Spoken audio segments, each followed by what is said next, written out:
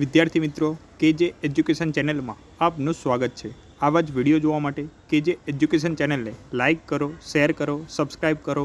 ધોરણ 10 પ્રકરણ 1, 2, 3, 4, 8, 9, 10, 15, 16 સામાજિક વિજ્ઞાનના 2023માં બોર્ડની પરીક્ષામાં પૂછાયેલા પ્રશ્ન। પહેલું જોડકું, મૌર્ય યુગની ઊંધા કમળની આકૃતિ।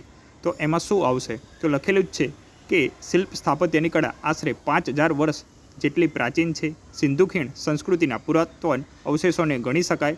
એમાં ઘણા બધા પશુઓ તથા રમકડા તેમજ દાઢીવાળા પુરુષનું શિલ્પ અને નર્તકની મૂર્તિ જોઈને આપણે આપણા સાંસ્કૃતિક વારસા પ્રત્યે સ્વાભિમાન અને ગૌરવની લાગણી જન્મે છે। આ જ ક્રમમાં મૌર્ય યુગની ઊંધા કમળની આકૃતિ ઉપર સિંહ અને વૃષભનું શિલ્પ। તો જવાબ આવશે સિંહ અને વૃષભનું શિલ્પ। બુદ્ધની પ્રજ્ઞા પારમિતાનું શિલ્પ, સારનાથનો ધર્મચક્ર। તો આપણા ઓપ્શન સી આવશે।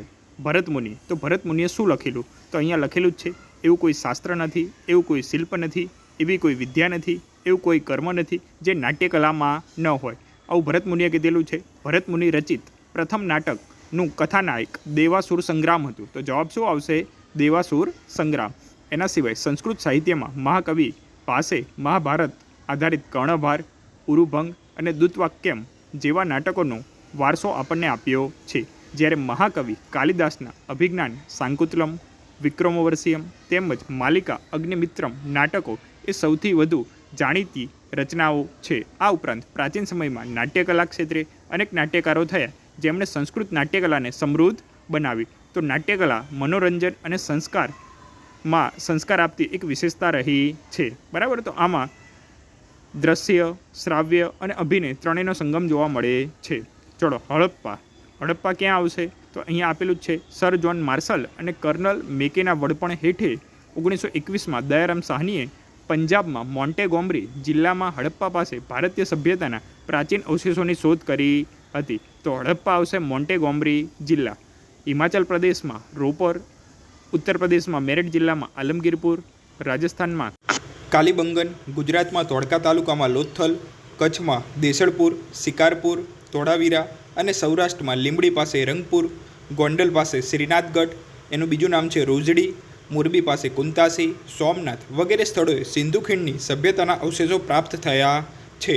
તો આ સ્થળો સૌપ્રથમ હડપ્પા સ્થળેથી મળી આવ્યા હોવાને કારણે આ સંસ્કૃતિને હડપ્પીય સંસ્કૃતિ તરીકે ઓળખવામાં આવે છે। આ સ્થળેથી પાષાણના અને તાંબાના ઓજારો, ચીજવસ્તુ વગેરે મળી આવ્યા છે। તો વિદ્યાર્થી મિત્રો, તો આને તામ્ર પાષાણ યુગની સંસ્કૃતિ તરીકે પણ ઓળખવામાં આવે છે।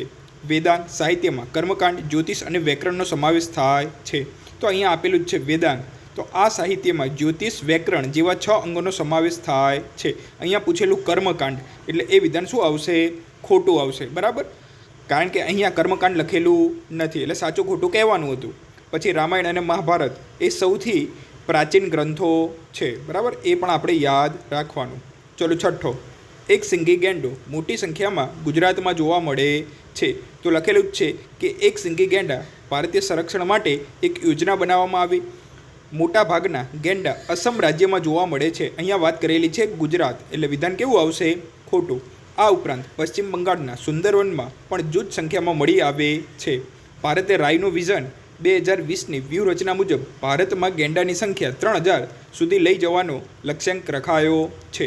એક સિંગી ગેંડા વિશે આપેલું છે કે અસમના બ્રહ્મપુત્રના દલદલના ક્ષેત્રો, બંગાળના સુંદરવનના વિસ્તારોમાં જોવા મળે છે। તેના શિંગડામાંથી દવા બનાવવા તેનો શિકાર કરવામાં આવે છે। તે તૃણાહારી જીવ છે। ચલો આગળ, મગનભાઈ અને તેમના મિત્રો અનાથ આશ્રમમાં દર રવિવાર માનદ સેવા આપે છે। આ પ્રવૃત્તિ કેવી કહેવાય? આર્થિક કે બિન આર્થિક પ્રવૃત્તિ? તો આર્થિક પ્રવૃત્તિ કોને કહેવાય? આવક મેળવવાના કે ખર્ચ કરવાના હેતુથી કરવામાં આવતી પ્રવૃત્તિને આર્થિક પ્રવૃત્તિ કહે છે। ખેડૂત, કારીગર, વેપારી, શિક્ષક આર્થિક પ્રવૃત્તિ।